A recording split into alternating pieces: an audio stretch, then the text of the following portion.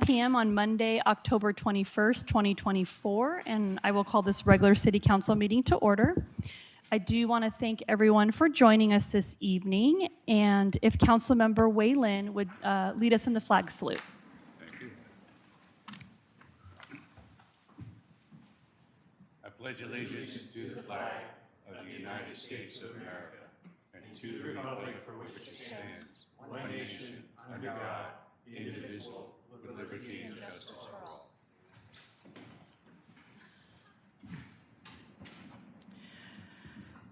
Councilmember Cedar has asked to be excused this evening. Move to excuse. Second.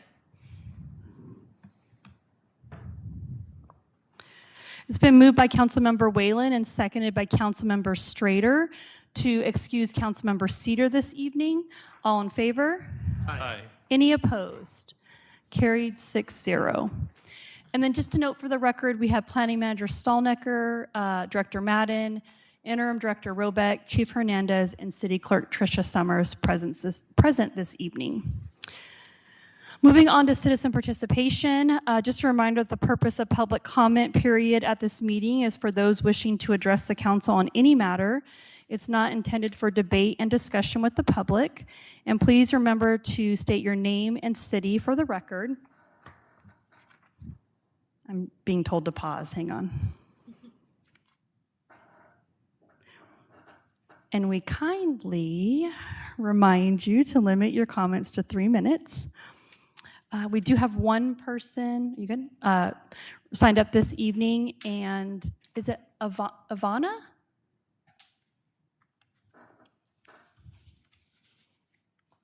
Good evening, Council. Thank you very much for having me tonight. My name is Ivana Halverson. I live in Des Moines, but I'm actually here representing a client who has property ownership in the city near 200 or 220 Meridian, which is a vacant property just north of the Airstream facility. And that property is currently pending a comprehensive plan map change and rezone change to I think it's downtown commercial or neighborhood commercial or something like that. And my client would prefer and ask the council to consider uptown mixed use designation for that property. It's got multifamily to the east, multifamily to the west, and then commercial properties north and south. But it does have frontages on Meridian Avenue and 28th Avenue South. So it'll really be best suited for multifamily development in the future. So we did submit a letter to this effect to Ms. Stallnecker, and she, I believe, forwarded that to Council and Planning Commission. But I do want to ask you to consider that when you do see the comprehensive plan come forward for your review. Thank you. Thank you. Councilmember Whalen? Excuse me. Yes. Hearing aids, a little hard. Where's this property located on?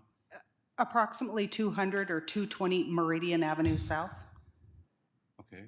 just north of Airstream. There's some property in between it. Now it's made connection for me. I've been studying that a little bit and so Okay. forth. So thank you very much for clarification. You're welcome. That concludes our public comment period for this evening.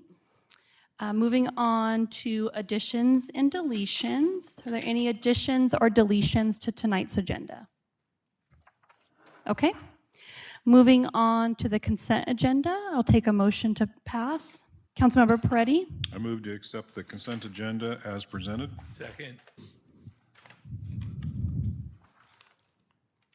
It's been moved by Councilmember Peretti and seconded by Mayor Pro Tem Whitaker to pass the consent agenda as presented. All in favor? Aye. Any opposed? Carried 6-0. Council, we have 3 items this evening. The first one is on page 25 of your packet. It is a professional services agreement with Gray and Osborne, Inc. for the Oak Street parking design and engineering services. I will turn the floor over to Director Madden, and then following his review, I will need a motion to open up the floor. Thank you, Mayor, Council. The item before you tonight is an action item, and that is in 2024, Milton budgeted In the Fund 310 project, we budgeted for citywide park improvements, and those park improvements include parking. Late in August of 2024, the city went out for an RFQ, a request for qualifications from multiple consultants and engineering firms. We received 4 responses: AHBL, McKay Spacito, Gray and Osborne Inc., and Transpo Group. After reviewing and evaluating submittals, Gray and Osborne was selected as the preferred consultant. This professional service agreement with Gray and Osborne Inc. provides service and design of a public street and parking amenities along Milton Community Park. These amenities include parking and sidewalk, and they will extend from the west side of the park, right by Dave's and the coffee shop, up the hill to 17th Street, which would create connectivity from Milton Way, from the community center down here by Dave's. It would create a sidewalk for pedestrians all the way up to the school area. The recommended action at this time is move to authorize the mayor to execute professional service agreement with Gray and Osborne Inc. for design engineering services on Oak Street parking project in the amount not to exceed $111,090.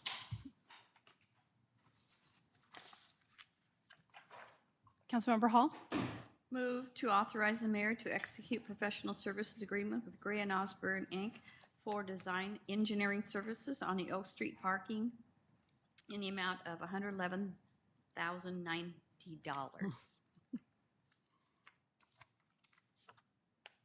Are you a second, Councilmember Whalen? Well, I think I do, but there's a lot of questions about this, too. Okay. Well, as the second, you don't have to pass it, so I understand, so I will be second. you'll be second? on this. Okay, perfect. It's been moved by Councilmember Hall and seconded by Councilmember Whalen to authorize the mayor to execute the professional services agreement with Gray and Osborne, Inc. for design engineering services on the Oak Street parking project in an amount not to exceed $111,090. Councilmember Hall, did you want to speak to your motion? Yes, this is needed. We've identified it for several years, going through with city events, with even parking for the ball field. It's just something that we've got to put in place, and I think it's a benefit and a win-win for the city. There are a couple questions. How long will this take as far as the projected time for them to get back with us? 6 months is the window that the city would like for design of Oak Street parking. That window would allow us to design this in conjunction with the build-out of the outdoor stage meeting venue facility to make sure that these 2 facilities work in harmony with one another regarding access and ADA compliance. Then when the ball fields are going to be used in the spring, it should just about be, it won't be built out by then, or would there be alternate parking like on 15th? The parking will not be built out in time for Milton Days this year, the Oak Street improvements. The goal would be that we start after Milton Days as they don't impact one another, and then we spend the next winter, fall, winter, spring completing Oak Street, which for Milton Days or for the summer of 2026, we would have additional parking along the park, sidewalk, and I didn't mention earlier, but all the associated storm infrastructure. Okay, thank you. Councilmember Whalen, did you want to speak to your second? Well, yes, but I'll probably have other questions as I hear a little bit more about this. 21 years was the first time I got involved with developing parking improvements on Oak Street. A lot of things happened in that particular time and frame and so forth, so I'm very pleased that it's coming to fruition, at least for the planning side of it. Of course, we don't yet know what the fully expense will be until the planning is done.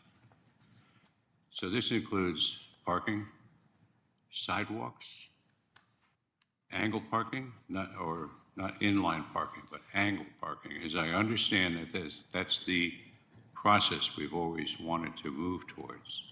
It puts more cars in a shorter distance. Of course, the depth is taken up by the cars and so forth. This entails that, correct? Yes. Will this design entail our stormwater Yes. requirements? Because that will become, I suspect that'll become an underground culvert. It's not going to be an exposed and so forth, so parking can take place over it. You don't have to have parking and then stormwater and then, because of the elevations, it's going to dip down to the park and so forth. Where will the sidewalk be? The sidewalk will be adjacent to the parking, so between the angled parking and the park itself. And so some square footage of current park property will be utilized as we build out the sidewalk, the curb, the gutter. I'm envisioning there will be several landscape parking strips kind of built throughout. We've got some challenging topography, as you noted, so we'll need to pay close attention to that. There's a lot of low-impact development and design standards that we will look at utilizing to reduce the need for vaults, which are very expensive in construction. And so that's why that's what we would like to do for the next 6 months, is pour over all of those design elements, get a project that not only meets the city's needs, but is responsible with taxpayer dollars. In my vision of what we're attempting to do, we're going to have angled-in parking, primarily likely coming down from 15th, the way folks are parking now. And there's going to be a certain depth of that parking. And there's going to be stormwater conveyance somewhere in that vicinity under, I suspect, the parking. And then you're going to have sidewalks. What is the full depth between getting off the road, 13th, let's just say there's a fog line, and you're over the fog line, you're not in the road. You're parking, you've got a distance to the sidewalks and so forth. What's the incursion into the park? How far in does it incur on the parking? Good question, and it won't be this way throughout, but from the fog line, so the white line on the side, with angled-in parking, with a 5-foot landscape buffer and a 5-foot sidewalk, which we may elect to do a 7-foot sidewalk. It's more comfortable for pedestrians. We would be looking at approximately anywhere from 25 to 28 feet off the fog line, what is currently the edge of asphalt. No, it sounds very adequate, and I mean it in that way. Does this entail other improvements on Oak Street, say the south side, in defining what the actual road is? Because right now, there's no fog lines. And the road is collapsed in a lot from outside usage, parking and so forth. So I suspect that road is going to be very well defined with potentially fog lines up both sides, so that the residents on the south side of the road will know where they can park up to and not intrude upon the driving road. Yeah. And that'll be up and down Oak Street between about the same width as it is in front of Dave's, somewhere in that vicinity. Correct. So that's going to disrupt some residents who. Go ahead. We're not currently looking at putting in any parking on the south side of Oak Street, but we'll review that during design to see if there's a location that a couple of spots make sense. We'll also make sure that our ADA parking is adequate. And fog line, we've talked about that a little bit as of late, and I did drive the city last week, and I paid special attention to fog lines.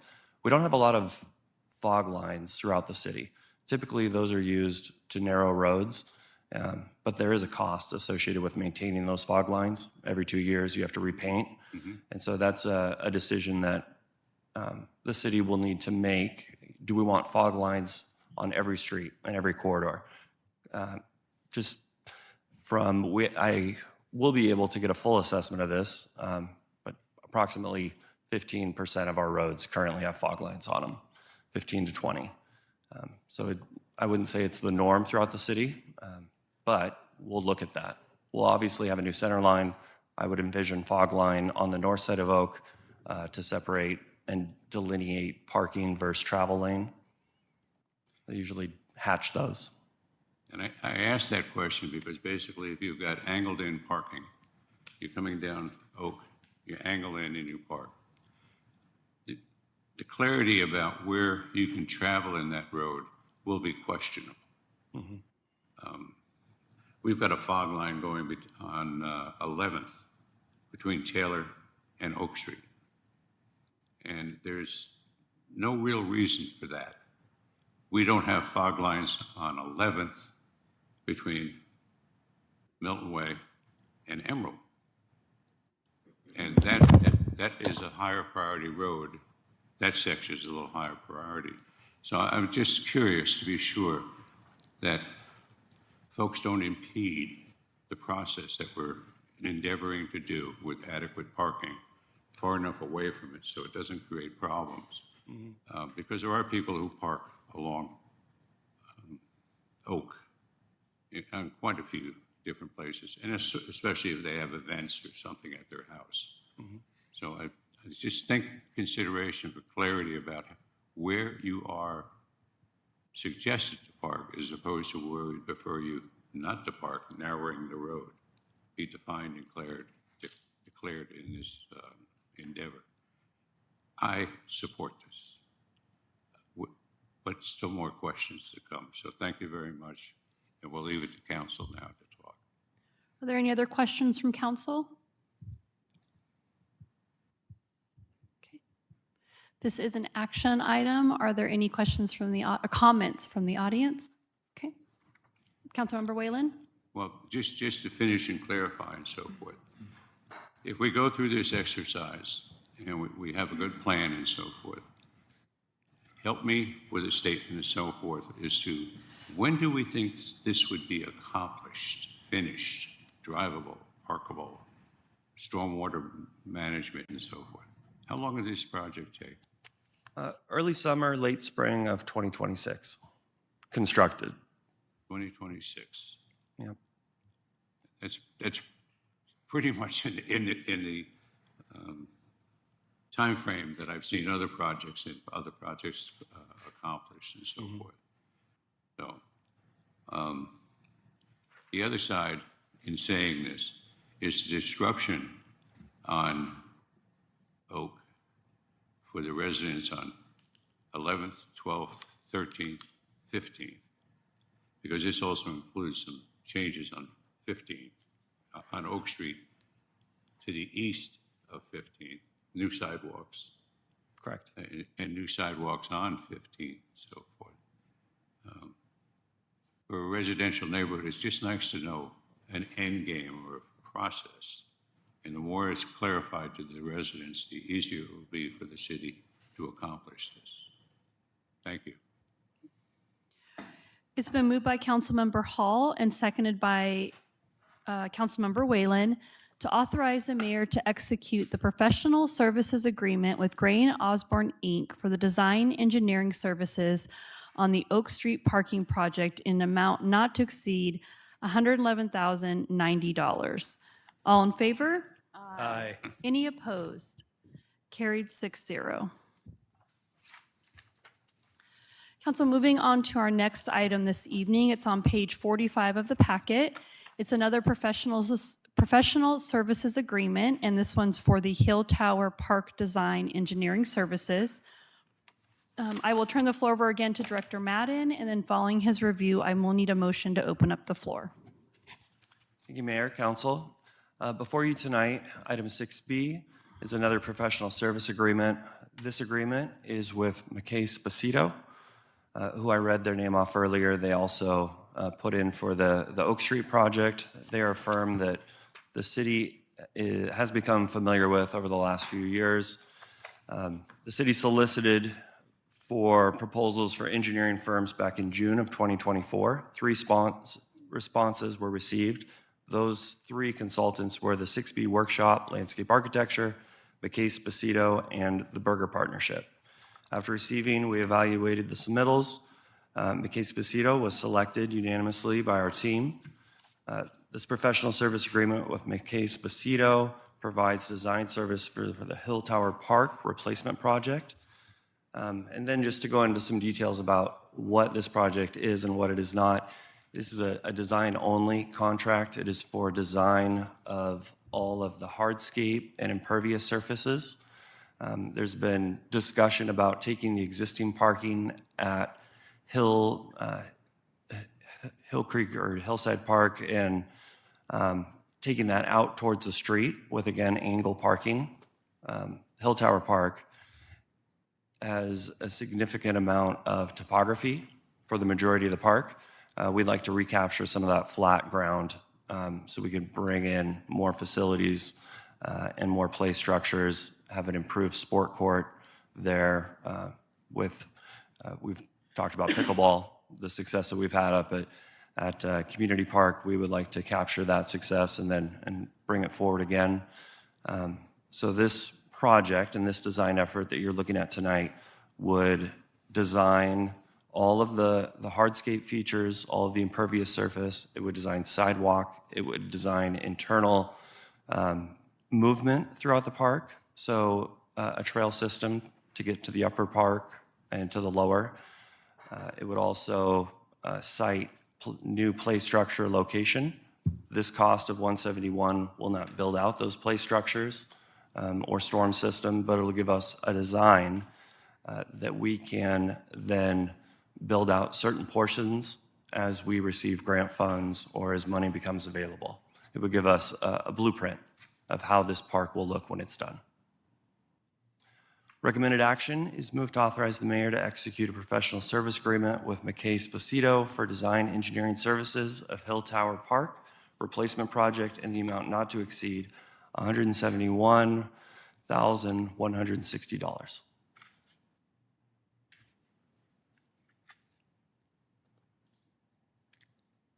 Oh, Mayor Pro Tem, sorry. I move to authorize the mayor to execute the professional services agreement with McKay and Sposito for design engineering services on the Hill Tower Park replacement project in an amount not to exceed $171,160. Second. It's been moved by Mayor Pro Tem Whitaker and seconded by Councilmember Whalen to authorize the mayor to execute the professional services agreement with McKay Sposito for design engineering services on the Hill Tower Park replacement project in amount not to exceed $171,160. Mayor Pro Tem, did you want to speak to your motion? Yes, thank you. So you already touched on this. Really will cover all the elements that will go into the park. Will this include any, remember we saw a plan a few months ago, 6 months ago, 8 months ago, for the kind of the conceptual difference or changes that will be to the park? Will some of those elements be included in their design, or are they really just kind of coming up with their own ideas? We will take the design that you are speaking of was it was developed by Framework as part of our PROS plan concept. And to receive grant funding, this project build out will likely be in the neighborhood of 2.5 to 5 million, and parks can be as expensive as you want them. So that's one of the reasons that we want to design it in a way where we can phase it. Okay. You need the hardscape, the infrastructure in place first, which is why that's what we're focusing on first. But this would be an 8-month design window, which is a little tight for a project of this complexity with its location being adjacent to all the school complexes. There's going to be quite a few items to consider. Okay. And then ADA access will also be a challenge. But yes, this project would be an 8-month design window, and it would give us all of those features that we are looking for. They may not all be in that conceptual plan. It's hard to put a spray park and a dog park adjacent to one another. It's a challenge. Yeah, I would And think so. it might be a challenge that we don't want to move forward with. And so those are things that we'll have to wrestle with. But they won't be starting from a blank slate. They'll be taking all the comments captured in the pros plan, all the community engagement that we've received, and they will bring it to both Park Board to present and to council before we reach final design. Okay. No, I'm excited to see this. I'm looking forward to what the end product will look like. So it'll definitely, the work will be phased. You'll have probably definitely, like you just, I think that's what you were saying, is going to be phased to do different portions at different times. It will be. The phasing really comes down to construction because that's where a lot of the cost is going to come in. We also asked them to keep their design estimate, conservative in a standpoint that this is not a blank check. We want to know what the not to exceed number is, and parks can be incredibly expensive to design. And so that's one of the reasons we asked them to focus on movement through the park and then those big features that we talked about and all the storm and then pulling the parking from the internal part of the park to the street. Okay, thank you. Yeah, I think the drainage that'll be a challenge. But thank you. Councilmember Whalen, did you want to speak to your second? Yes, Mayor, and thank you. Hill Tower Park is a unique location. It's a unique piece of property. Its elevation changes, its width, and so forth. It does limit a little bit about what we can dream about. Are these folks going to help us dream? Are they oddities and so forth? I mean, what can we do to make that park as successful, let's just say, as the community park with the courts and so forth? And so out of the box kind of looking, what can be done? How to take advantage of the elevation changes correctly and so forth. Do these folks come up with those ideas, or? They are an award-winning landscape, multidisciplinary, but their bread and butter is landscape architecture. They design parks. They have designed all of Tahale up in Bonnie Lake, all of their pocket parks, the network of how that community works together. They have a significant track record of success in building out parks, both in Washington State and the Pacific Northwest. And they will help us dream if we would like. We've asked them to stay focused at this time, just because dreaming can be expensive, on the infrastructure and the skeletal structure, and then allowing those places for the community to dream about what they want their play features to look like. Do we want a full court? Do we want a half court, sport court?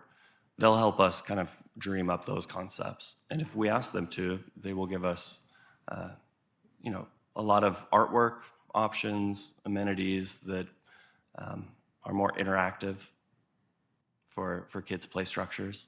They can help us make those decisions. And I think that will also help us feel comfortable about what we're spending our monies on for this corporation to do that. When we can see what their potential dreams are. I'm not looking to spend more money, but I'm looking to see how they're going to integrate what they design and what they think about and how it would benefit. So that'll help us in the future to decide what we're going to spend for it. So thank you. Any other questions or comments from council? Councilmember Hall?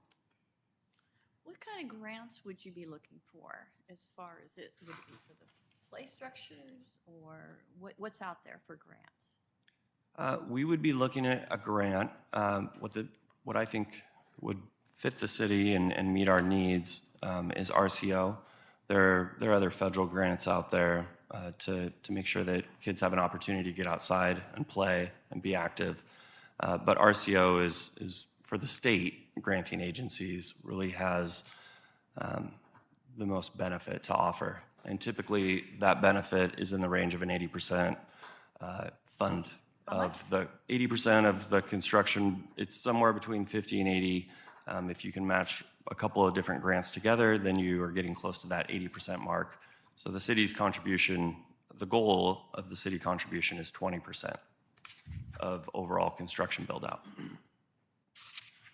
And that would be a similar approach for Oak.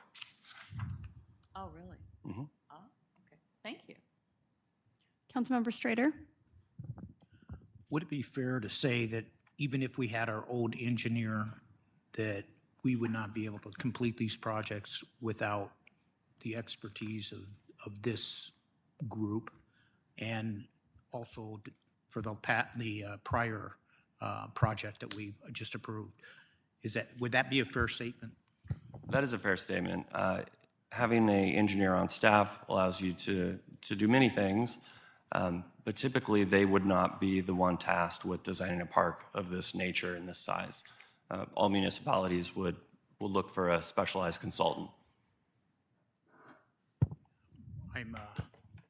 I'm glad that we're taking on this project, but my concern is, okay, yeah, we might want to look at the Cadillac Escalade, but we can really only afford the Kia. So that's my concern. Yes, these $500,000 would be kind of the standard for a park of this size and this kind of construction build out. Design costs are 15 to 20%.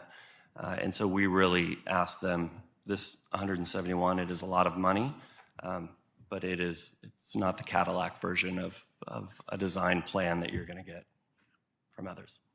Thank you. Any other questions from council? Okay. This is an action item. Are there any comments from the audience? Okay. It has been moved by Mayor Pro Tem Whitaker and seconded by Councilmember Whalen to authorize the mayor to execute the professional services agreement with McKay Sposito for design engineering services on the Hill Tower Park Replacement Project in an amount not to exceed $171,160. All in favor? Aye. Any opposed? Carried 6-0.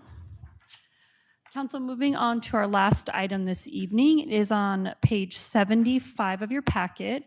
This is a discussion only, and it's on some permit processing procedures, so changes to the MMC, which will result in Ordinance 2097-24, Ordinance 2098-24, Ordinance 2099-24, and Ordinance 2100-24.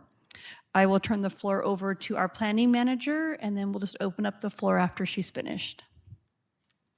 Who just lost her first 2 pages.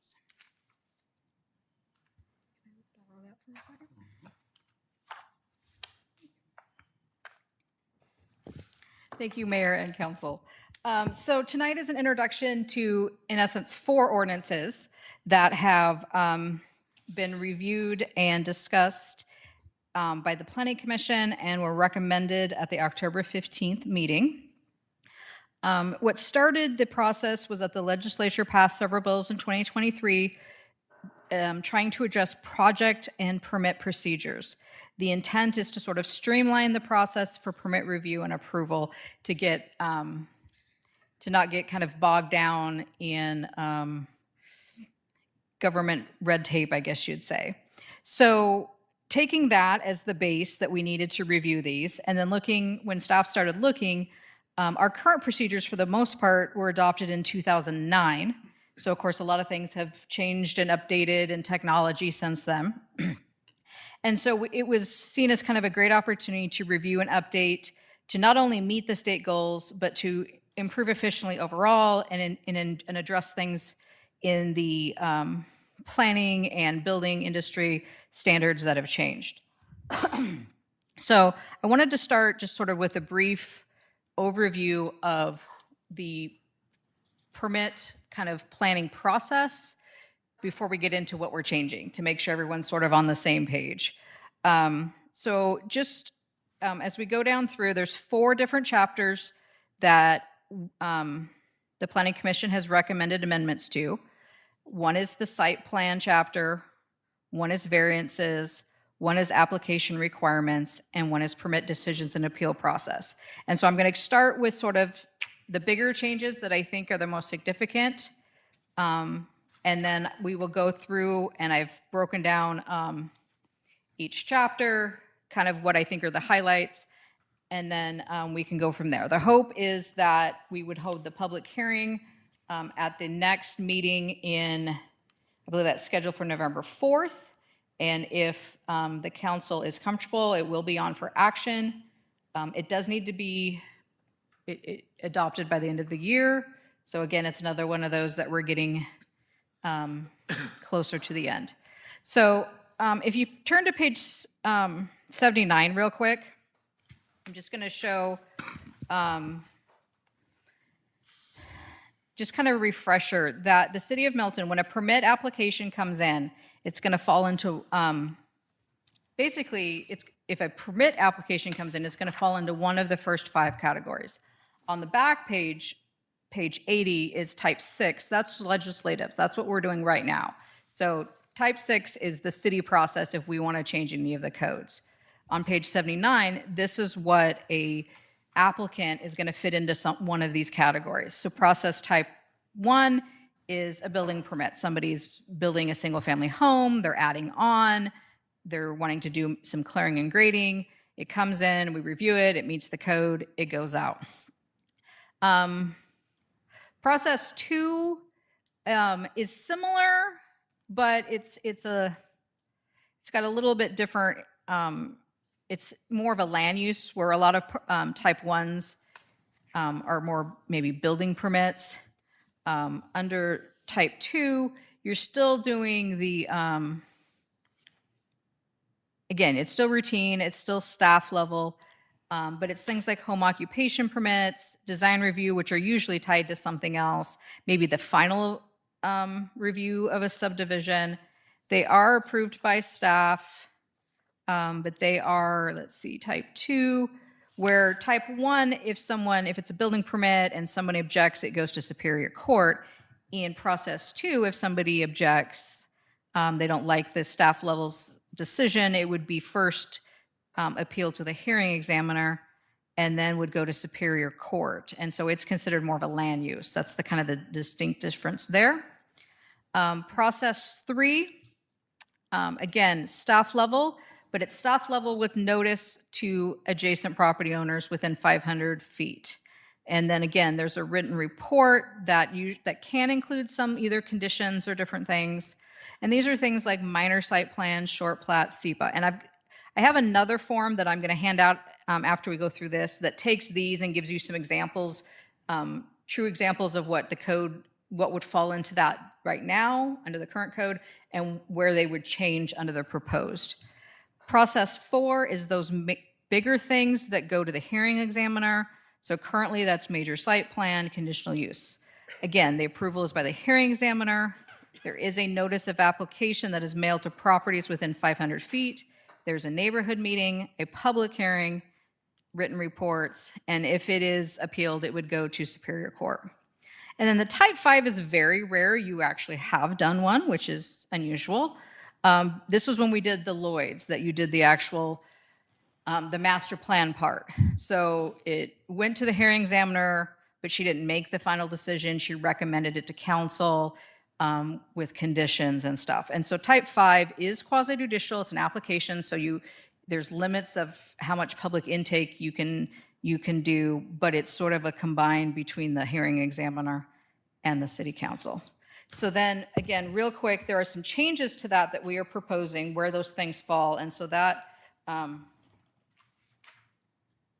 to go that way.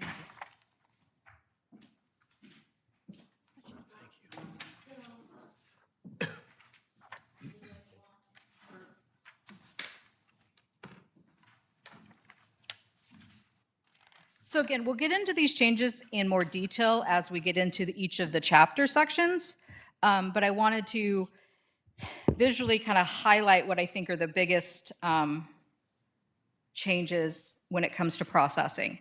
So as you can see, again, on the left, a shortened version of what each type, the process, and then next is the current code. So currently, there are no real changes for process type 1 from what we currently allow and what would be allowed in the proposed code. There's no changes there. The changes come where there's some things we are recommending going from a type 3 to a type 2, and some things going from a type 4 to a type 3. So if we jump up, so if you go through first the current code, process 2, again, we talked about a little bit what those would be. So if you look at process type 4, currently major site plans are under process type 4.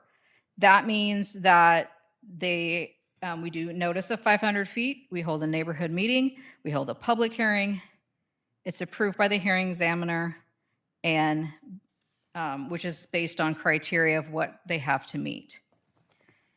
Now, the staff and the planning commission are recommending moving that, just the major site plan approval, from a type 4 to a type 3.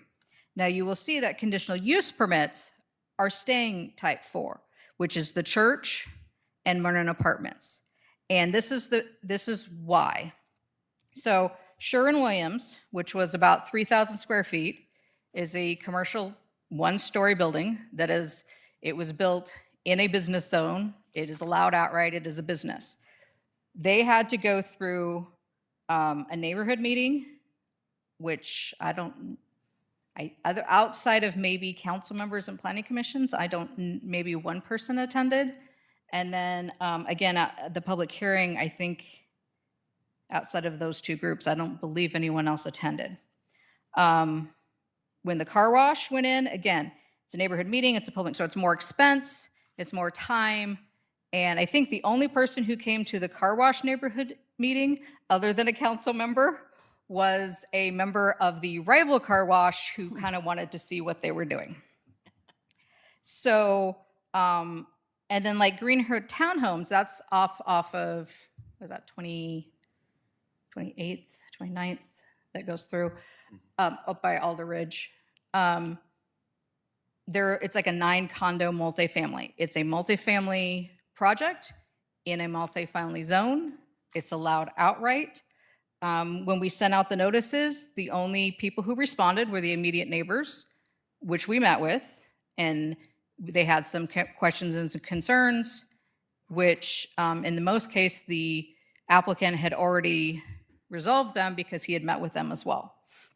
So the suggestion is, and then when you look at, these all have very specific criteria they have to meet. If they meet the criteria, the hearing examiner has to approve it. And when we get to that section, we will show that we did increase those criteria. We've added some stuff, but it's really specific. If they meet their parking requirements, if they meet their landscaping requirements, if they meet their stormwater, if they meet all of these things, we are going to approve it. By moving it to process 3, it's still going to have a notice to neighbors. Neighbors are still going to have an opportunity to come to staff and say, or write in and say, we have these concerns. And that lets us know that maybe there's an issue we weren't aware of. We also added, again, when we get to that section, we have added an optional public hearing. So if for some reason it's something that sort of triggers multiple properties that say, hey, we have lots of questions about this, we could, I think, and again, I will double check, I think I can't remember for sure off the top of my head. If there's so many people who received or affected by that project, request a neighborhood meeting, or staff says, you know what, this one might affect, let's have a neighborhood meeting, or the applicant wants to, we will hold one. But, so again, those would allow us to have comments, allow a public hearing if that particular project makes sense. It would still be staff approval, but again, it's based on criteria. A hearing examiner cannot change anything if it doesn't meet the criteria. And so what it does is it means that these projects, which are they're straightforward, they meet the code, they meet all of the criteria, it saves them time and money, and it saves the city, honestly, time and money. So corresponding to that, if you kind of move to the left, there's a minor site plan approval. Things like a coffee shop or the school district, they were putting in they were basically remodeling some of their landscaping. They were bringing in one storage building, remodeling the inside. They had to go through a minor site plan approval, which again, it does require notice and a 15-day comment. In these cases, in most cases, these are very small things. Now, depending on the coffee shop, it could trigger as a major or a minor. It just depends on the size of it and the how much impervious surface. And so that one may or may not been, because it would depend on which it was, which category it would go in. But the idea is that minor site plans, another minor site plan was a construction company on Meridian is expanding. They have to do a minor site plan because they're expanding. So the recommendation is to move that down to administrative. It would still have an appeal process, but it would save time and money and effort on that part. So those are probably the two kind of biggest jumps. And then again, when we get to the variance section, we're going to talk that the Planning Commission as a whole had previously asked for an administrative variance that had come up several times, I guess, in previous years, that right now, any variance to the code has to go to what we talked about, has to go to a neighborhood meeting, has to go to our hearing examiner. You may want a 1-foot setback of variance because you want to add on to your house, and for some reason your house is a foot in and you'd have to jog it 1 foot, which has lots of, which makes it harder to add on to. Right now, you would have to have a neighborhood meeting, have a hearing examiner. You're talking 4 to 6 months, this very long process. So we have created, the Planning Commission had a lot of input on how to do this. We came up with what's called an administrative variance. Again, I will expand on that when we get to that section. It's very limited, but it's a staff level variance. And so that would be a type 3. So in that case, we would notify the neighbors of 500 feet. And so they would have an opportunity to comment. The regular variance, so back to the column of type 4, the regular variance or anything that doesn't fit that administrative stays with a neighborhood meeting and a public hearing. Also conditional use permits, which have a lot more discretion, they stay at type 4. So things that we put as conditional use permits, which in this case was the church, it stays with a neighborhood meeting, it stays with a public hearing.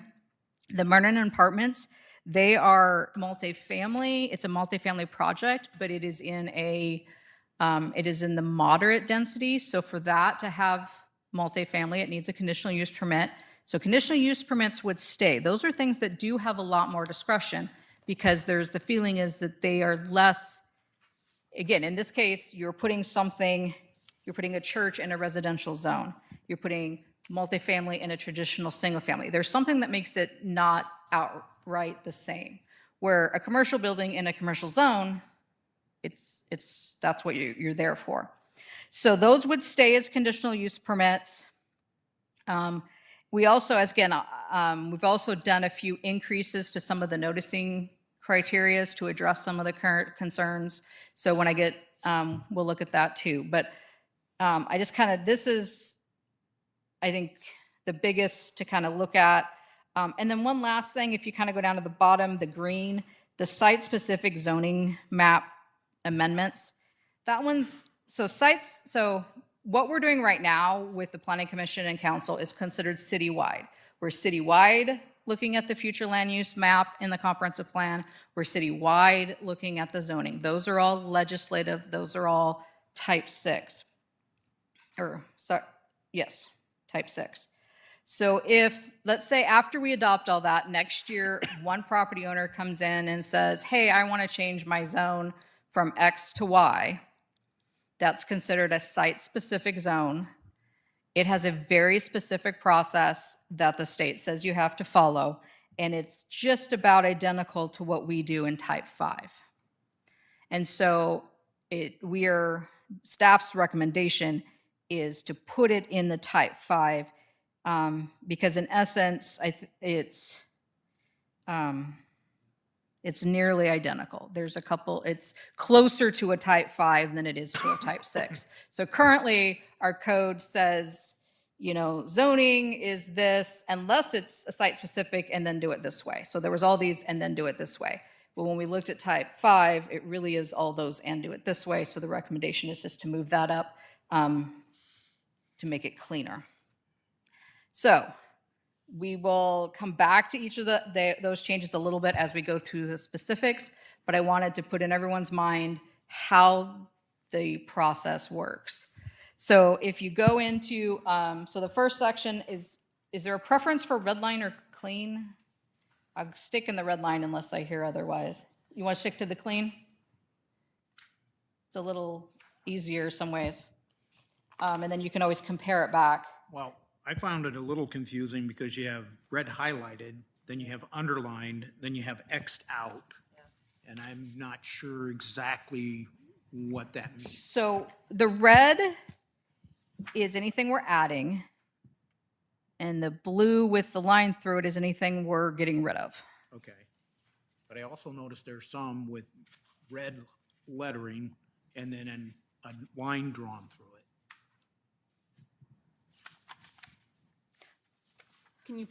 Can you give her a page as an example?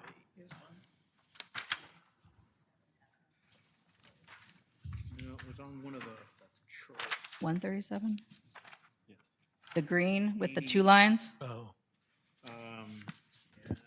The green with the two lines means we moved it, but it's still there.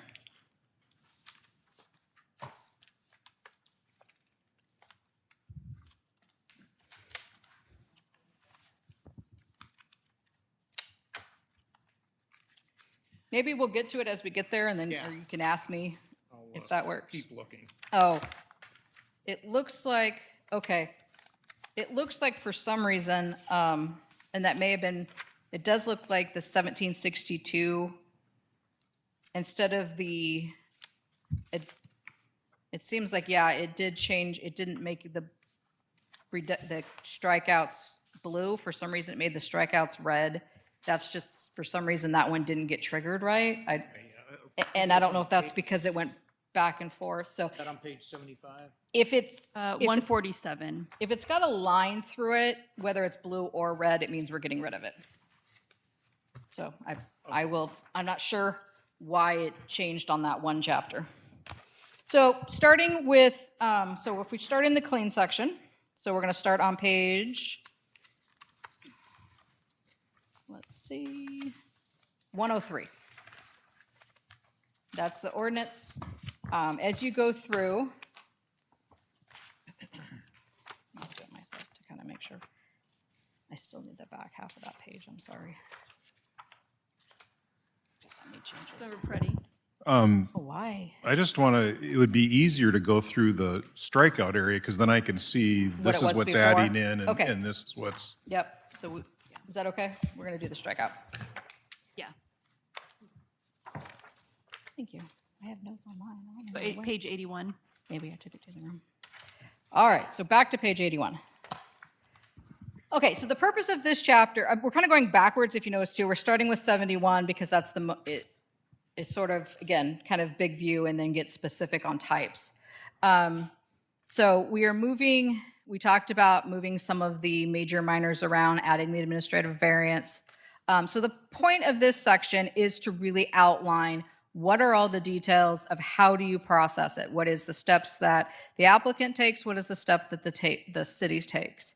So as we go through, if you look on page 83 and 84, it's currently one table. I broke it into two tables. If you look at on page 83, we added a whole new row that says review time period. That is one of the state requirements. Right now, any land use is sort of 120 days from when we deem it complete. We have to approve it at either the staff level or the hearing examiner level within 120 days. And there's times where you can turn that clock off, turn it back on. And that's what all this section talks about. Under the new state law, they've, for process 2 and 3, they've lowered that. So process 2 is 65 days. For process 3, it's 100 days. But they've given us more time in process 4 and 5, which is 170 days. So those are the dates, the timelines that the state requires. And again, for the city of Milton, those are very reasonable time limits, because anytime we look at and we say, we look at, they've submitted to us, let's say Sherwin-Williams, they submit to us their plans, where they want it. We've asked them for their storm. We send it, all the various departments review it. We send them a letter that says, okay, we've reviewed it. We need these 27 corrections. At the point that we send that letter to them, we stop the clock. And so the whole time this time clock stops because we're not reviewing it. This is only for our review. So when they send us the complete set back and say, here's all the corrections, we start that clock again, and our software takes care of that for us. And we begin our review, and then we go back. Most of the time, you only have to do that about 2 to 3 times. Within that time period, we have to hold our public hearing, and we have to do our neighborhood meeting and all of that. So that line is added. So again, page 84 reflects those changes that we talked about to what types fall into what categories. And then 85 through, let's see, 85 through 94, it looks like a lot of crossing out. A lot of that is because those things that are crossed out are all reflected in this table on 83. So where it says pre-application none, in this section it says pre-application meaning none required. So it's very duplicate of what's already in the table. What happens, and so because of that, one, it's just a lot of text that people get overwhelmed with. 2, there were a couple of places where what it said in the text didn't match the table. And so then you're talking to lawyers going, which one applies? So my feeling was, and the Planning Commission, it was a recommendation vote of 5-1, agreed with that if it's something basic and it's in the table, it doesn't also need to be in the text, because then you're duplicating and you're asking for more opportunities for changes or for mistakes and stuff. So that is the majority of why this stuff is crossed out. Some of it's just, there's also just a little bit of rewording.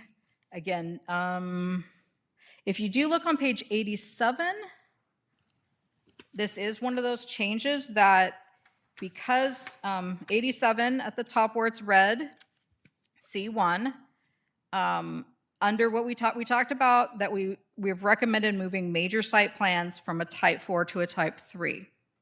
So what we did add is that though neighborhood meetings are not required unless requested by the applicant, so if the applicant feels like they just want to, which sometimes applicants do to head off any concerns, or if requested by owners, residents, or businesses of 5 or more properties within the notice area. I apologize, I will lose that or by next meeting. So one of the things we did is it used to just be that notices went out to owners of properties. When we get to the part where we talk about the notice section, we have increased that to residents in certain circumstances.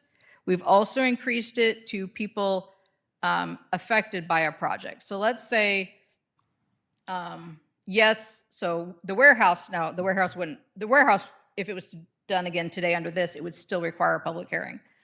But the warehouse, the notices were only required 500 feet from the actual property. But the actual project affected everyone on Fifth Ave.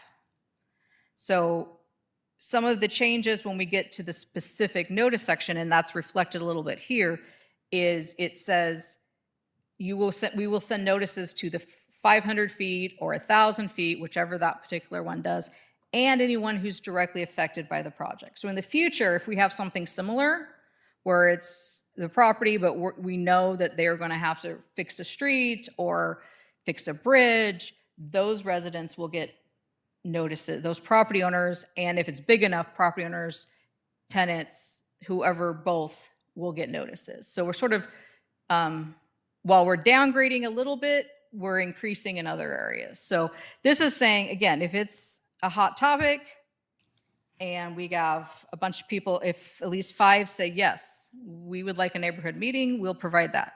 That being said, like in the case of the Greenwood Townhomes, there was only one resident that had questions, but we're going to, that's why they got the notice. We're going to answer those questions.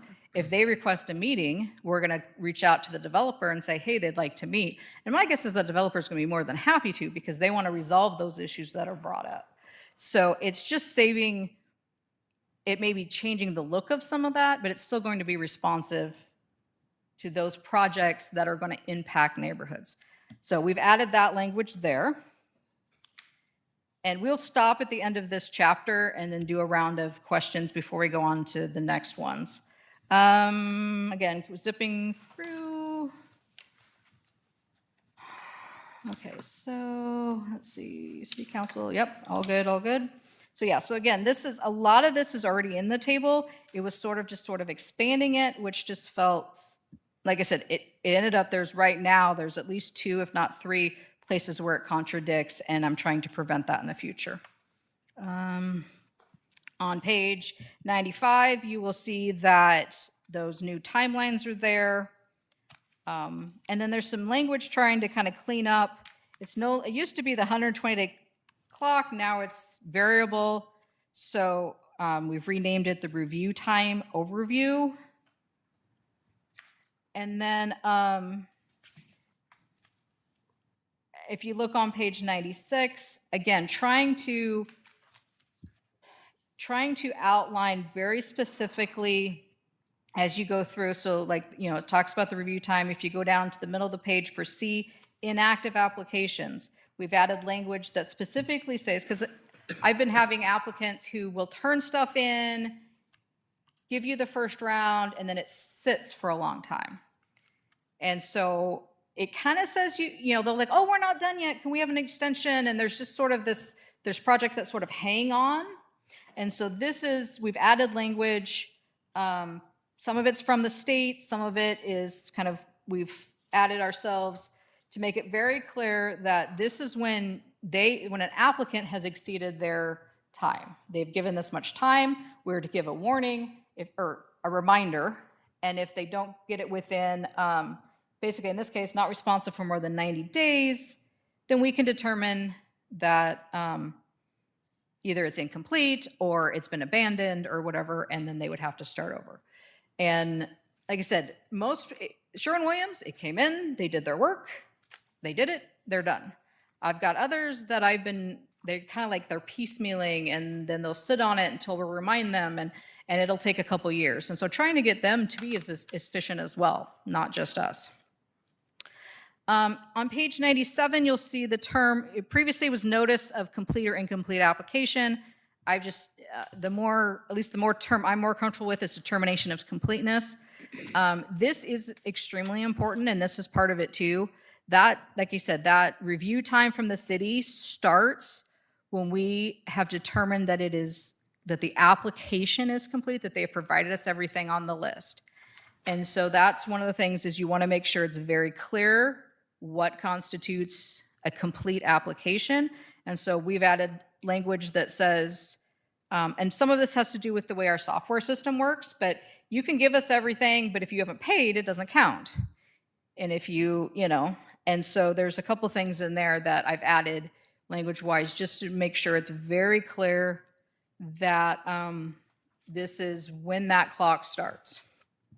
We've also added, and I discussed this with the attorney, they changed the vesting laws a couple years ago, and so it gets a little confusing under what vests and what doesn't. And so we've added under number 5, so page 97, A5, that it becomes vested under the zoning or other land use control ordinance in effect on the date of a determination of completeness. So what that means is if they submit for a project, we have determined that the application is complete, and then 3 months later we change the zone, they are vested to continue through to the project for what they have submitted. So that way it's very clear that that's what vests it, not just simply turning it in, it has to be complete. So it's a little, again, both on our side, it just makes it cleaner for everybody's time. Let's see real quick. 98, number C is the refunds. Again, the state, before there really wasn't a penalty for us not making the 120, other than a developer could sue us. So it just basically says that if you, again, there's exemptions, extensions, but assuming you've done everything you're following, turning on and off the clock, and you're not making the deadlines, you have to refund 10% of the application fee or 20% depending on how long you take. It's not verbatim what the state law says, but it is a pretty close summary that fits our code, just so that it's here, that if someone comes in new as a planner, they know there's a refund they have to pay attention to, because maybe they didn't realize it's in the RCW. Again, the city of Milton, we do a pretty good job, and our consultants do a pretty good job, and so I don't see us having a huge issue, but I want to make sure everything's here. Other than that, let's see. The only other kind of, I think, funky things that we changed is if you look on the top of page 99, currently it says that any public notices for these applications need to be published in a newspaper of general circulation. I forgot. I was gonna check how much we spend in newspaper publications, that I doubt anyone sees these in the paper. So, and when I looked at the RCWs, we are not required by the RCW to put them in the paper. Traditionally, that made sense. So my edit is to take it out that we do not have to put it in the paper. We do have to put it on the city's website. We do have to put it on the bulletin board. And I think, and again, they still also have to put the placard at the street. We still do all the other notices as well that we currently do. So it's just taking out the newspaper, which again, we pay hundreds of dollars to put in it. And I can't imagine that anyone actually learns of the project from the paper. But it does have to be on the website, and it does have to be on the bullet board. And as you go down, and the other thing is, one of our members, right now we're putting the placards, so they're pretty small. We're making it so that the developer has to put the placards, and we're gonna make standards that make them bigger so people can read them easier and be seen a little bit better. And again, the mailing notices will stick as well. I think that is everything of larger significance. I did go over this with the attorney as well. So any questions at this moment at 1771? And then we'll go on, which I think is the biggest of all these, and then we'll go on to the next one. Councilmember Peretti? Thank you for bringing this forward. I spent quite a bit of time reading through it, and I really appreciate your explanation of why the cuts, because I had that question, is that you have a table explaining something. Why are we writing it all over again when a table just directly says what you're saying? And dealing with this kind of stuff a lot when I had my company going, it makes it so much easier for developers if they come in and it's more of a complete packet like this that's a little bit shortened, that not reading 20 and 30 pages that now causes you to think, oh, I just read this. What does that mean to this table? I mean, this is doing a service to a lot of development at that time, if I can say that up front. And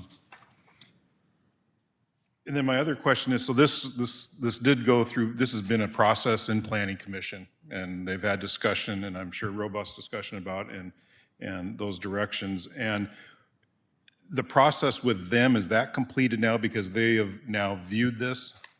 Yes, so we met, the Planning Commission we discussed this. It was originally introduced, back in February, and then it kind of got set aside, but they discussed it at both the August and September meetings. We held a public hearing at September 11th. Then they discussed it a little bit on October 15th and made recommendations. So yes, it's been through them. And they were the application requirements was, that recommendation was 6-0. The other three were recommended and forwarded with a 5-1. Right, so In it was a favor of- majority of Yep. the Planning Commission. Yep. All right, thank you. Councilmember Strader? So you're telling me that with all of this scratched out doctrine here, that was all condensed into this form on page 84? It was all, yeah, so on 84, well, let's see.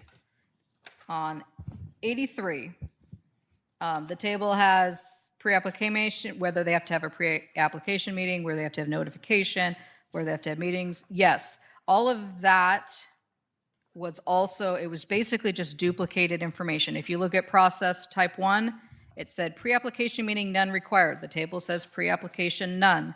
It said notification requirement, no notification required. It says notification requirements, none. So it just sort of went down and repeated for the most part. Now, there's a little bit of language of when it came to like, so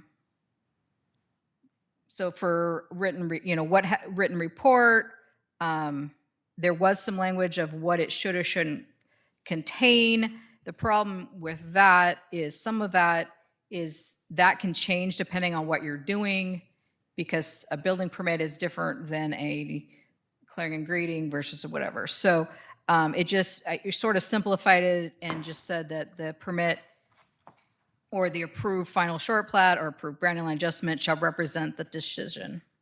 And then if it's denied, it has to be denied in writing. So there's some little things, maybe there's some things taken out maybe on some of the specifics when it comes to how, but again, like on page 86, it talks about how an open public hearing needs to be held, yet we have a whole section somewhere else that talks about how the hearing has to be held. So it was just a lot of, I'm sure the thinking was here, they could go here and see all the information, but the unintended consequences is this section or this section would be changed and it wouldn't be changed here.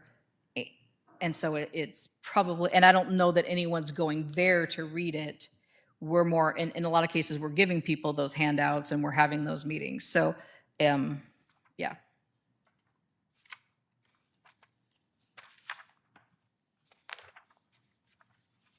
All right, you named a couple of specific things that by the state legislature when they passed the law. What other items in here are changed? Because it seems like there's a whole lot of changes. But you said the state itself, there's the specifics of the state are the timelines changed, a real specific, where it kind of was always tied to the determination that the application was complete. There's more heavy language to that. There's the refund requirement. There's also just the general, as you read the various codes, there's just the general emphasis that we need to go through and make these more efficient and more streamlined. And there's probably some other I can go through for the next meeting and get you some of those more specifics in. And like I said, those are the specific texts that have to be in here. There is also sort of specific directions that maybe aren't language, but it's what you're looking at. But we also took that, especially, staff came to Planning Commission and said, okay, while these are the only specific language that needs to come in, we felt it was a great opportunity to look at all of these and say, what is better practice, what is more efficient, what needs to be updated, where are there errors and mistakes. And so a lot of these aren't necessarily a specific state mandate. It encouraged us to look at it and say what makes sense for us here with the way we work things. So these are a combination of staff recommendations. These are a combination of Planning Commission recommendations that all started by looking at it with state's direction. So has there been a problem in the past with the way our ordinance was written? I would say that the items, the site plan items that we're requesting to move basically down a tier, I think it is, Sherwin-Williams almost walked. And I think and I think there was a legitimate concern there. They're going, we are a 3,000 square foot building. They didn't require SEPA. They fall under the Environmental Protection Act. They're an allowed use in a zone. There's nothing special about them. And yet we were making them go through a 6-7 month process with neighborhood hearing and public hearing, which is a bigger expense, bigger time. And so I think it was, and if you look, we're requiring the exact same process for like a Sherwin-Williams as we are the, I don't know, what did we decide it was, 10,000 square foot church and school in a residential. Those make sense to have to go through all those, where something that is allowed outright doesn't need to go through that process. It also gives, I think, you're giving false sense to those neighbors too, because if you're saying, hey, there's a public hearing, you can come testify, and then they come to the public hearing and you're like, well, they've met all the criteria, there's really nothing for you to testify on. You've now upset people because maybe they don't like, maybe that Sherwin-Williams isn't a great example for that, but maybe they don't like if Chick-fil-A came in because there's 50-50 on that as a brand, and then you've got everybody upset about that. So it's trying to divide. These are the things that are allowed. They meet the criteria.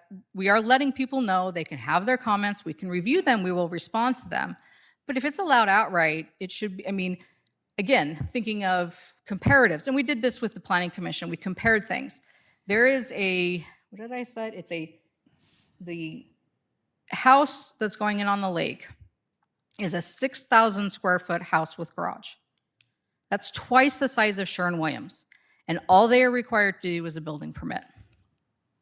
And so looking at trying to, I guess, right size and do equity and make sense of, okay, if a 6,000 square foot house, because it's allowed, it's a single family in a single family zone, it's a type 1, it seems really heavy-handed in a lot of government red tape to make a 3,000 retail building it's an allowed use outright in a retail zone to go through 3 times the cost and process.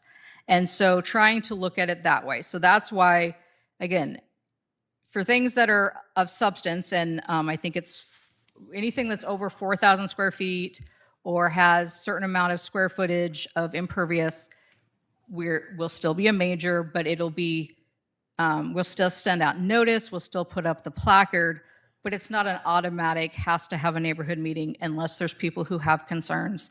And it won't have to go to a public hearing because, again, the hearing examiner is going to go, okay, yep, they made all the criteria, staff can do that. There's not that discretionary as there is with like a conditional use permit where there is discretion. In the case of the semi-truck parking that we had residents come in, it was a conditional use permit because it was something that didn't fit nice and tidy into even our manufacturing zone. And so because it wasn't something that was allowed outright and it had some concerns, the neighbors were able to come in and say, hey, these are our concerns. And the hearing examiner was able to go, okay, it's a conditional use permit. They are bringing up things that it has different criteria, where the site plan has very specific, very direct criteria that's very objective. Conditional use permits have more discretionary criteria for that very reason. If you put a church in a residential, if you're putting a semi-truck parking in an area where we're really wanting more businesses, those things make sense to have that extra layer of scrutiny. And so it's trying to say, when I was looking at it, it was like, why are we requiring projects that have very specific, very direct, it's allowed, the same process as something that we know has more variables. And so it kind of brings that tier down to what I think is appropriate. Well, I think the difference is simple. One's a business and one's a residence. But if a business is allowed in a business zone. But is it in a business zone? Yeah, Sherwin-Williams is a retail establishment that is in a retail zone. They are smaller.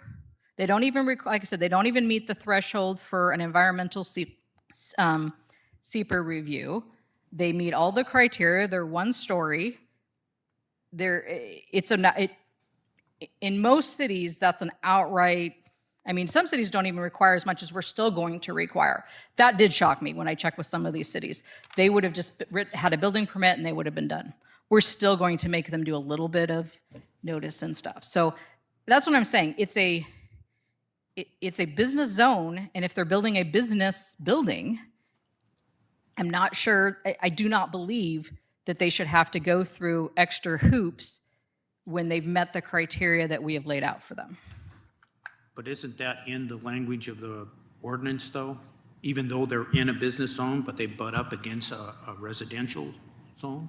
So there is a factor there.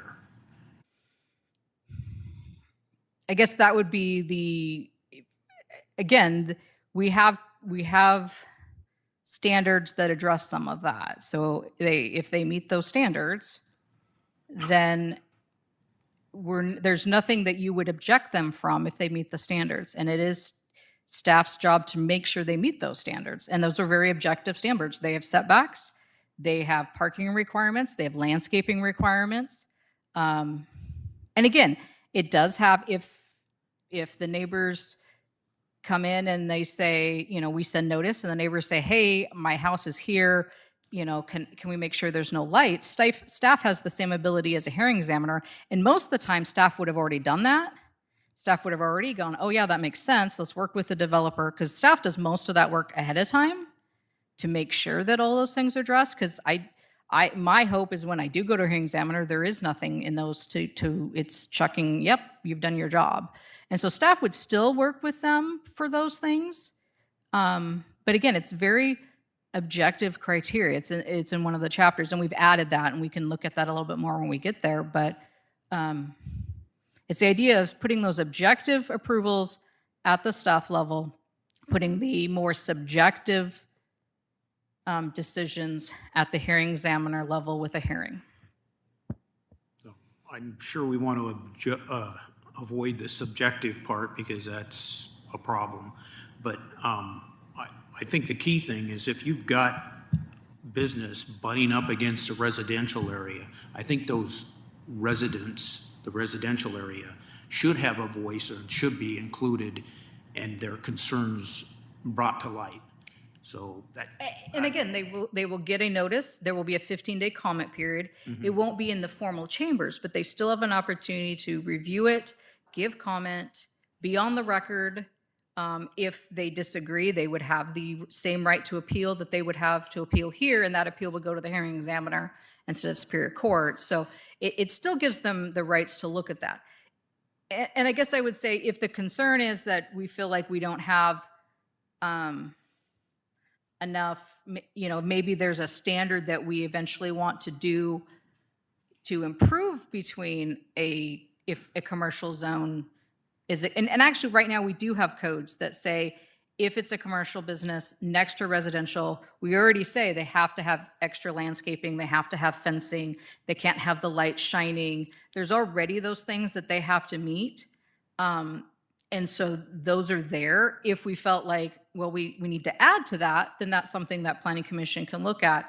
And again, you make those objectives, because if it's not there, even if it goes to a public hearing, a hearing examiner can't say, well, you got to do this, if it's not specifically saying that you have to, if there's nothing there. So again, I know there's a tendency to want to sometimes put everything at the highest level, but it really, of the public hearings or of the neighborhood meetings we've had and the public hearings we have had, the vast majority, and I will say the vast majority are attended by Planning Commission members and City Council. There may be one person. Now, the conditional use permits we did had a ton of people, and those are not changing. The apartment complex had a ton of people, but that's because, and that's staying as a conditional use permit because it has a higher impact. But those things that are allowed, the car washes, like I said, Sherwin-Williams, those things that are allowed outright, that it's usually one or two, again, there might be a question or two, but it didn't need a full neighborhood meeting. One other thing. Okay. Now, you said about not notifying because it was costly to put news articles in the newspaper to notify people. Do you know what the circulation is in Milton? I don't. I would suspect that the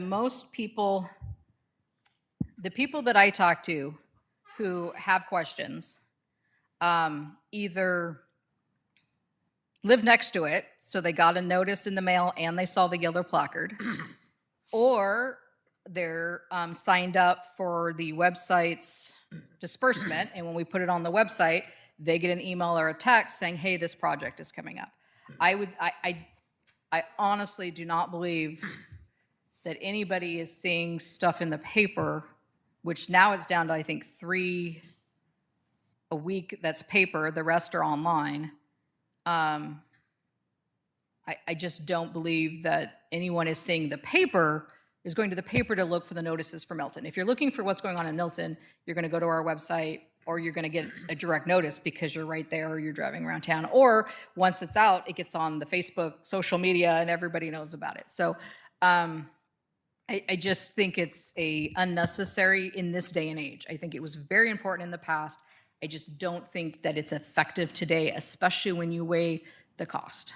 Well, I think you're forgetting a very important demographic, and that's people my age and above who don't know technology, won't go to the web page and look for that stuff, and quite possibly the only way they get notified is through the newspaper. So We can call our rep and see if we can get a data on that.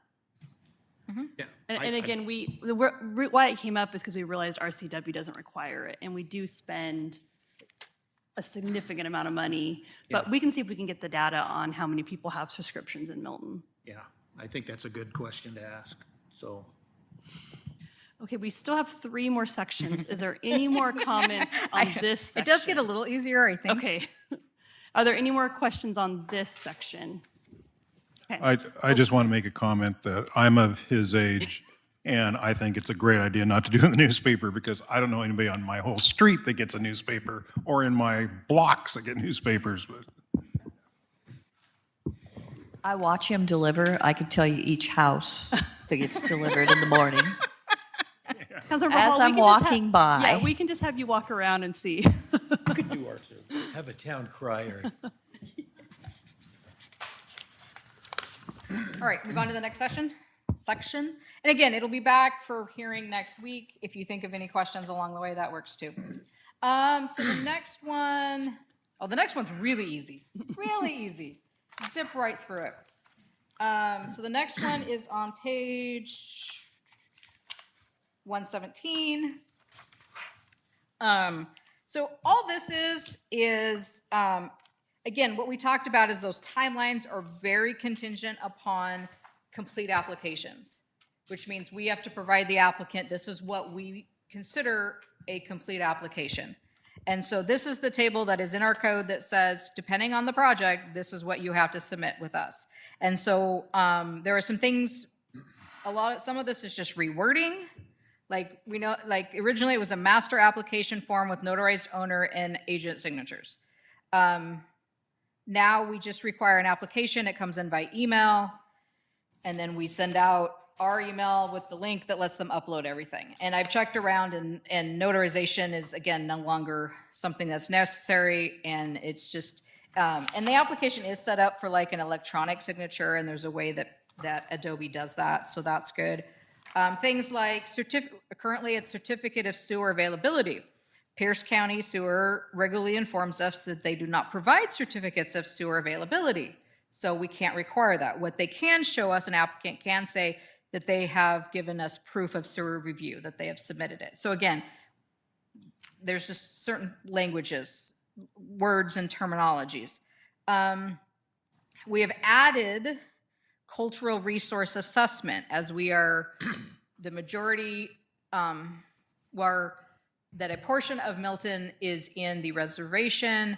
all of Milton is in historic land that would have been tribal at some point for at least hunting and fishing.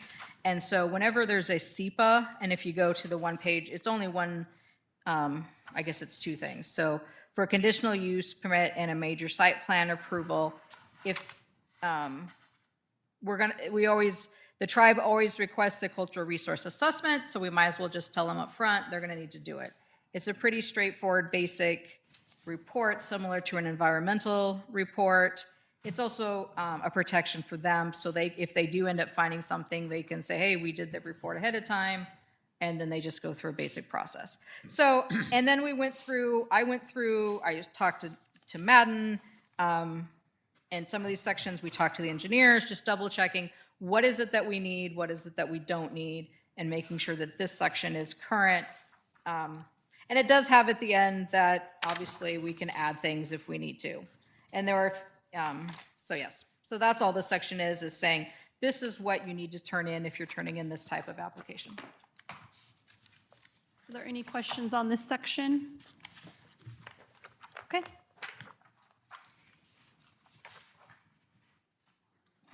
So then,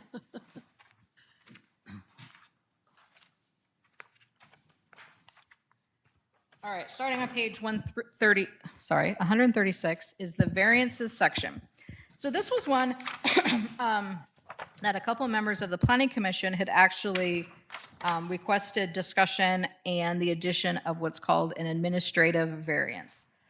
This came out, so it sort of had been on the had been on the Planning Commission unofficial agenda for a couple years. I think it came actually when Brittany was here, they started discussing that. And so what we've done is, if you look on page 136, is we've added what's called administrative variances.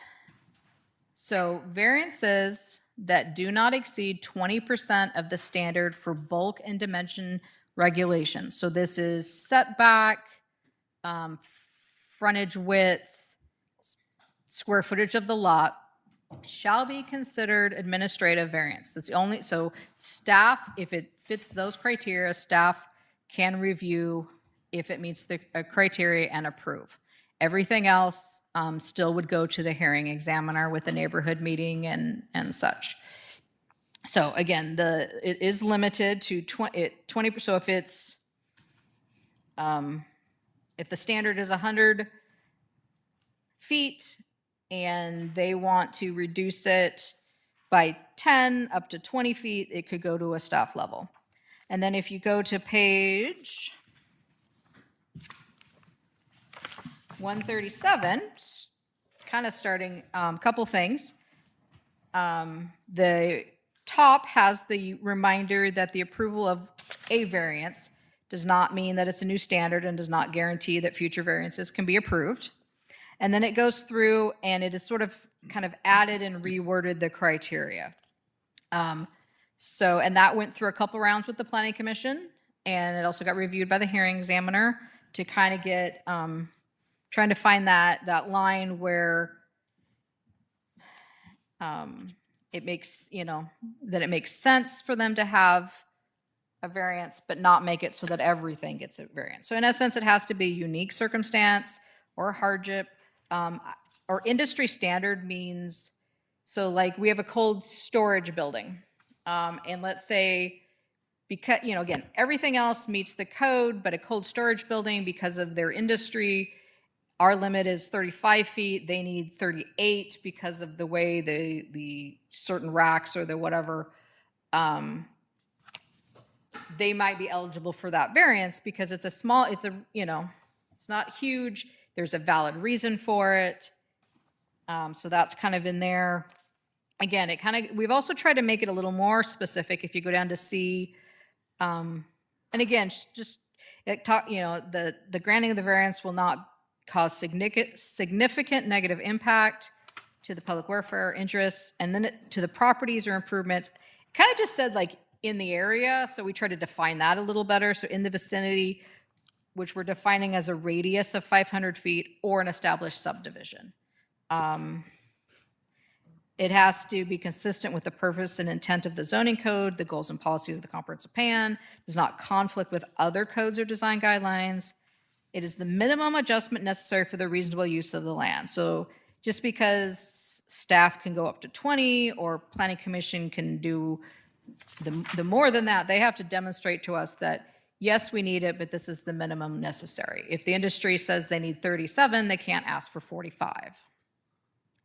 The need is not a deliberate action, and the variance request is not for the sole purpose of making the property more profitable, nor for a demonstrated or perceived loss. So they come in and they say, well, the code only allows me to divide the property in two, but if you let me do three, I can make more money. That is not enough. It has to be more than that. They have to demonstrate, you know, we have had some properties that were, so right now our minimum lot size is 8,000 square feet. We've had properties that are over 16, so theoretically they could divide in two and have 8,000. But the frontages, our standard is 75, and the way the shape of the lot is, they needed it to be, I think, 72 to divide it. Everything else met. Well, they were able to demonstrate that the properties around them all had frontages that were somewhere between 65 and 70. So they are matching their neighborhood. They're not being more detrimental to their neighborhood. They're meeting every other standard. And so those are two that were approved by the hearings examiners. Because again, it's trying to weigh that. If they had just simply been, well, we need, like we had a developer who came in and they were wanting to subdivide, and he needed like, I think 5 variances to make it profitable. And I didn't even, I'm like, we're not even going to talk 5 variances. You come in with one small variance, possibly. So again, it's trying to find those criteria. There are circumstances where variance makes sense, but you don't want to do it all the time. So anyway, that is that section. Just slightly hot topic, but hopefully not too bad. Mayor Potem? Who is the community development director?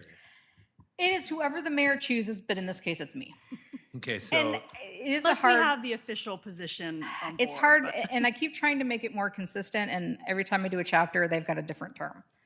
So yes, some chapters use community development director, some use planning director, but there is language in our definitions that say the mayor can determine who that is. okay. All right. I don't know. Yeah. Anyway, I'm just thinking it should be planning director or that title, so people know who to go to. Could be kind of confusing. And all the stuff online, they know who to go to. All right. No, I agree. It's hard because, again, if you look through, and I know I missed some because even within these chapters, it's got different terms. So That one kind of jumped out at me. That's true. The clerk wanted to remind us that, we use city administrator throughout the code, and we don't eliminate just because we don't have one. And the title that you're referring to is pretty common. So I think the definition specifically says if there's not an acting someone with that title, then the mayor assigns that person. So in this case, it's planning manager. If this position became Okay. community director or something, it would be that It would person. end up being directed to that person anyway. Yeah. And then before that, when we didn't have planning manager Stallnecker, it was the public works director. So it Yeah. kind of ebbs and flows depending on the staffing levels. Any questions on this section? Councilmember Strader? So where did this 20% number come up? And is anybody else using this variance? Yes. I always throw these out most. I always do research, and so I did check. I would say the majority of cities have some sort of administrative, and I've seen anywhere from 10% to, I think University Place, theirs is really high. It's like 35%. I want to say 20. It's either Edgewood or Fife has 20. So it was sort of kind of picking in the middle. Numbers are not magic. And so that's where you always come back to. You have to pick a number. And 20 was the number that for when I was looking at various cities, seemed sort of in the middle. Planning Commission seemed very comfortable with that number as a majority.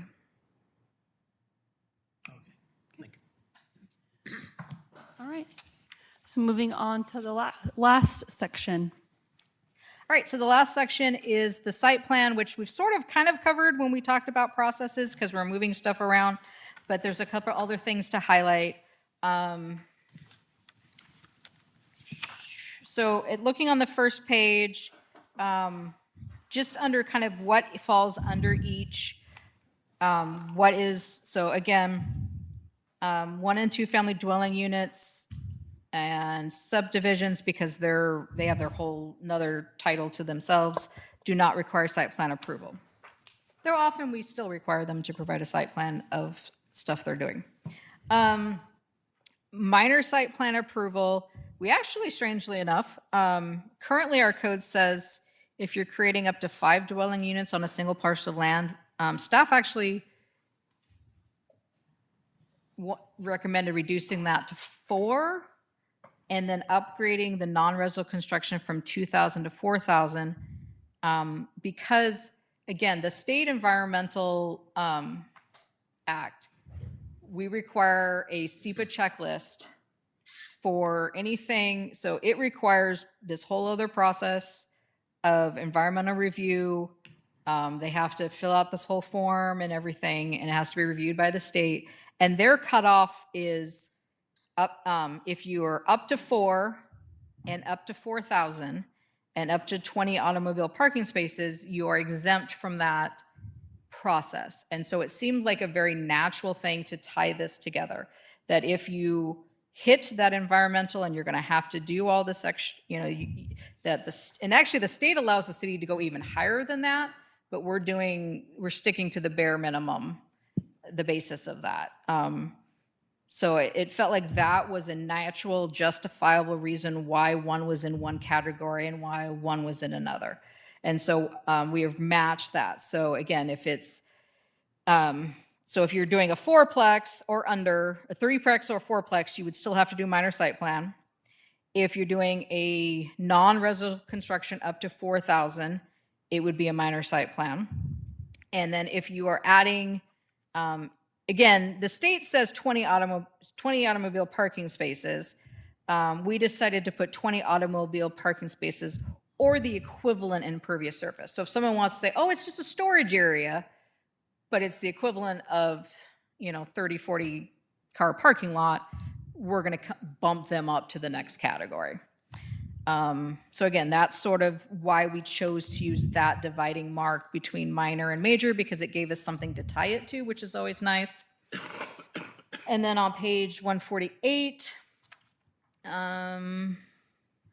just sort of kind of, again, cleaning up the language. And then when you hit the bottom of that 1762.050 onto the next page, that's the criteria for site plan review, whether you're minor or major. And so we did add some criteria. So we've added that they have to address noise and pollution impacts, have to be buffered and mitigated, that all external lighting, right now it just kind of says all external illumination needs to face inward to minimize. We've expanded that to say all external lighting is designed to provide the minimum light necessary to ensure adequate vision. All external lighting shall reduce glare onto adjacent properties or streets by facing inward and downward, that they have to use the reduced light pollution by using the cutoff fixtures that are identified in the IESNA. They can only have a maximum mounting height of 20 feet unless a need of greater height is demonstrated.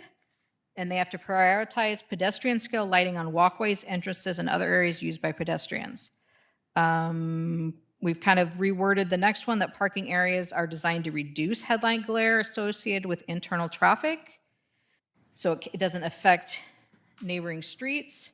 We've added E, which says pedestrian connections are designed to provide safe, continuous, and unobstructed and reasonable direct routes between entrances and streets, parking lots, etc. Safe pedestrian connections include raised paths, stripings, and similar techniques.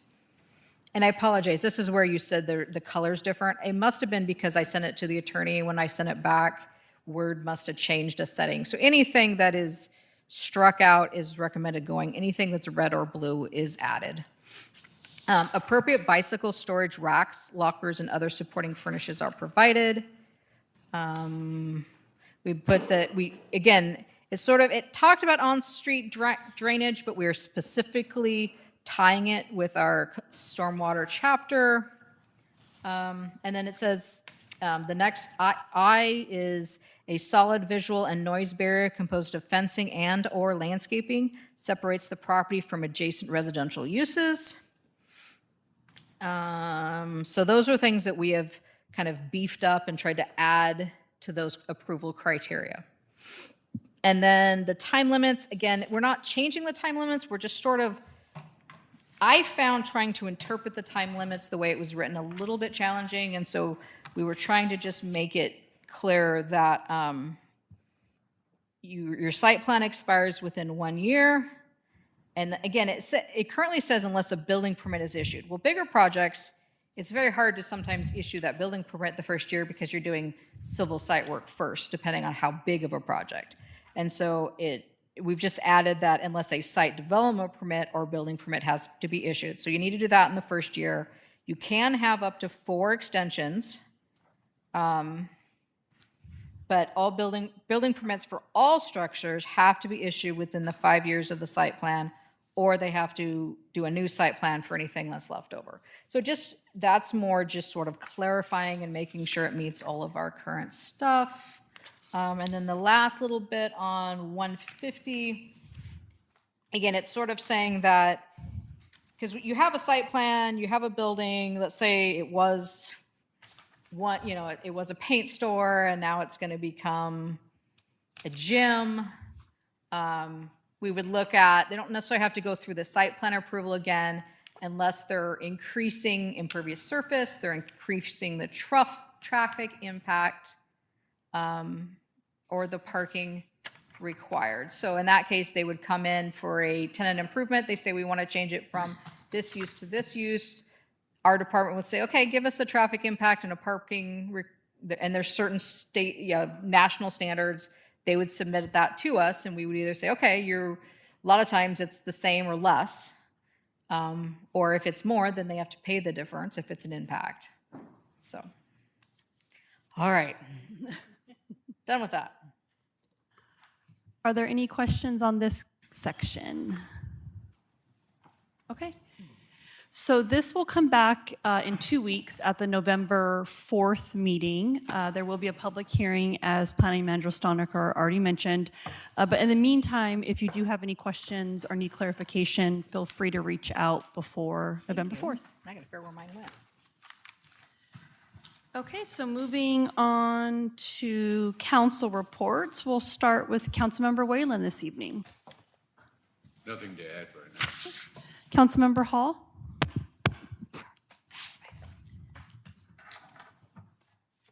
I think we need to review these pocket bikes that are riding on sidewalks that are going faster than the traffic. It's been a hot topic on social media. I personally have experienced it 3 times in the last couple weeks. And I think it's a really scary safety issue at this point. Okay. Councilmember Strader? Nothing tonight. Councilmember Peretti? Probably, I don't know how many months ago, we talked about there was going to be a contact done up to the Safeway area, the owners there, about bike racks that are eventually going to come in there or not. Do we know if that has been an interest? I know I've had that question asked to me about why is there not some place when people are trying to ride their bike up to the place, there's a place to store them when you go in and shop or something.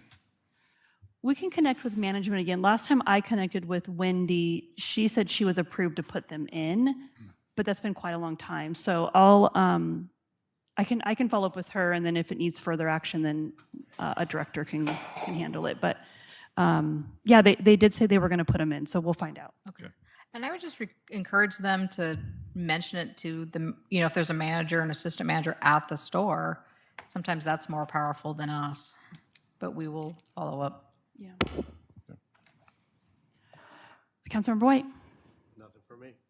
Mayor Pro Tem. I'll make it short. I was driving on, let's see, would it be Emerald and Meridian on the weekend? And that's where the other wayfinding is going to be. And he was diligent. I mean, he was detailing, wiping between all the grout, and it was, that'll be a nice sign just like the other two. So I went, yeah, that's a good place. And now we have 3. It's now trunk or treat season. That's the new thing. So kids can go trick or treat. And I volunteered at the one that was at the Karate Edge over the weekend. They had 800 plus people Oh my goodness. register to come. So last year they had 1,000 people. So that's the only number I know for this year is they had 800 people sign up. But it was, the kids had fun. There were 27 cars. And so it's 27 trunks. And it actually flowed a lot better than last year because everybody automatically went to car 1. And so you had, these hundreds of people lined up. But it was fun, and it seemed the kids had a really good time. So how does that work for parking? I mean, I'm just curious because like we struggle here, but we don't have 800 people showing up. Yeah, they did a lot on. I know they promoted it on Facebook and then through the kids when they'd come to class, they'd announce that they were doing it. Yeah, but where they all parked? Do you know? They were in the just out of back. curiosity. Oh, okay. They're in the back parking lot. Got it. So everybody then, and you know that Walgreens loves it and the liquor store and Pizza Hut because everybody then parks up front. Got it, Or okay. even better, probably parked over at, across the street at where Albertsons and, or Planet Fitness. Okay. But all the trunks, all the cars were in the back parking. That's a great turnout. Are you good, Mayor Pro Tem? That's Yes, it? that Okay. was it. I think that was probably enough. Okay. Planning Manager Stallnecker? Just a follow-up on the representative that spoke, that you did receive an email from the property owner, I think 2 weeks ago, and that will be on the agenda on the study session, I believe next month, when we kind of do an update on comp plan, just to see if planning commission, or if the city council is comfortable kind of giving a relative blessing prior to final approval with that change. And then I also hope to have just an update on where we are with zoning as well at the study session. So Director Madden? Nothing to add. Regarding the e-bikes and so forth, we're working on a newsletter right now, and I was reading it today with the mayor and Martin. And we've also been talking to the school. We've also identified a few kids, and we're going to be speaking to them. And so it's an ongoing issue. We're going to continue. But the newsletter and in an email, we're talking about taking people's bikes and making the parents come get them, that type of stuff. So What's our code like? we don't have anything in our code other than the That's- recent one that we did, which was Chapter 12, that talked Yes. about the bikes in the park.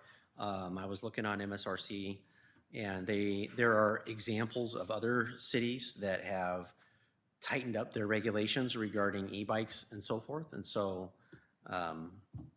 that's it's something we can important. certainly bring forward. So appreciate it. it's not something that's going to go away. It's only going to continue Right, to get worse. right. Ca- Go ahead. Can you give us an update on Officer Haney? He still is not have any time of return. He continues to go through physical therapy. He is walking with a cane because every once in a while he has some issues with balance and so forth. Still has ongoing circulatory issues, so we don't have any time frame of when he might return. The individual that is the suspect is still in custody, and The officer, our other officer, Sarf, who tore his bicep, we don't have a time frame for him to return either because he is going to have surgery. So we're trying to get that scheduled up and get him to get his bicep sewn back up. Thank you. Yep. You got anything else? I can hardly wait for trick or trunk treat. What did you just invent there? Trick or trunk treat? For trunk, and then you get the treat. No, that's not what it is. So I'll clarify. It's trunk or treat, which is next Wednesday here at 3:30. I have not looked at the list who signed up. So if you are signed up, please connect with Martin on that. And then trick or treating we'll do on Thursday from 2:30 to 4:30 here at City Hall as well. And then I just want to give a shout out to staff and the events committee members, April, Lisa, Christy, and Mari, for their role in the craft bazaar. It went off without a hitch. The feedback was extremely positive this year. Everyone was happy. I just think it's a really good community event.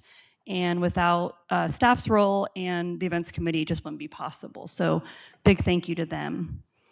Is there anything else anyone's got last minute? Okay, so seeing that all items have been concluded, I will adjourn this meeting at 8:56 p.m.